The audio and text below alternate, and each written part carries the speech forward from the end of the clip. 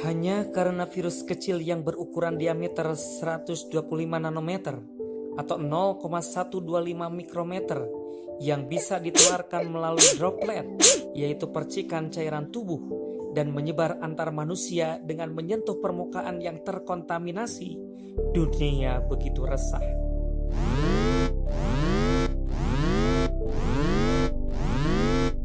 Manusia memang makhluk yang lemah dan bodoh, yang membutuhkan perlindungan dan panduan dari Sang Pencipta. Namun sayang, tidak semua orang melakukannya. Hanya orang-orang yang memiliki keimanan di dalam jiwanya saja yang akan dengan sukarela melakukan hal itu. Mengapa demikian? Menurut bahasa, iman berasal dari kata amana yu'minu imanan, yang berarti percaya atau membenarkan. Dan keberadaan iman di dalam jiwa teramat penting adanya, karena tanpanya seseorang tidak akan mungkin menghadirkan sebuah komitmen di dalam diri, sehingga hidupnya akan bebas mengikuti logika dan hawa nafsu dirinya semata. Dengan demikian, siapapun, dimanapun dan sampai kapanpun harus dikondisikan agar memiliki keimanan, terlebih umat Islam. Karena iman tidak hanya akan mengamankan kehidupan sosial, namun juga akan menyelamatkan di alam pertanggungjawaban kelak. Orang yang memiliki iman tidak akan rela menjalani hidup mengalir begitu saja, apalagi hidup yang sembarangan, melainkan akan membuat program sedemikian rupa agar hidupnya terisi dengan berbagai amal kebaikan.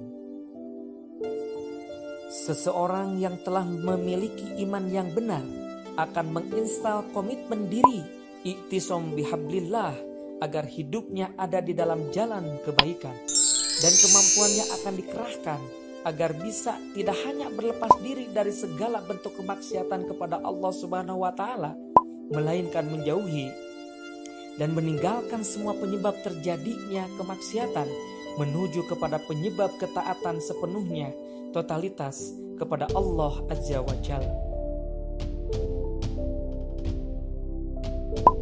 Komitmen inilah yang akan mengubah dirinya. Ya, perubahan mendasar di dalam pola pikir, sikap, dan tindaknya. Tidak ada yang dipegang teguh kecuali pedoman yang telah disampaikan oleh Allah dan Rasul-Nya. Dan tidak ada kesombongan sedikit pun, karena jiwanya senantiasa memohonkan ampun, bertobat kepadanya. Ia senantiasa mensyukuri abdan syakuron terhadap sekecil apapun pemberian dari Allah Subhanahu wa Ta'ala, dan akan mendayagunakannya dengan sungguh-sungguh agar menjadi amal yang bisa dibanggakannya kelak di yaumil akhir. Sahabatku, mari kita jadikan pandemi ini menjadi momentum untuk memperbaiki diri, untuk belajar menerima perintah Allah Subhanahu wa Ta'ala dengan lapang. Di dalam Quran surat Al-An'am ayat ke-125, Allah Subhanahu wa Ta'ala berfirman, barang siapa yang Allah menghendaki akan memberikan kepadanya petunjuk, niscaya dia melapangkan dadanya untuk memeluk agama Islam. Dan barang siapa yang dikehendaki Allah kesesatannya, niscaya Allah menjadikan dadanya sesak lagi sempit, seolah-olah ia sedang mendaki langit. Begitulah Allah menimpakan siksa kepada orang-orang yang tidak beriman.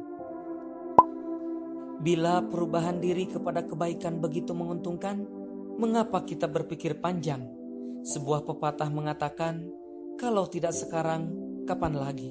Dan kalau bukan kita, siapa lagi? Sekali lagi, selagi Allah Subhanahu wa Ta'ala masih memberi kesempatan, mari kita perbaiki diri kita untuk sebuah akhir kehidupan yang sangat penting dalam kehidupan kita.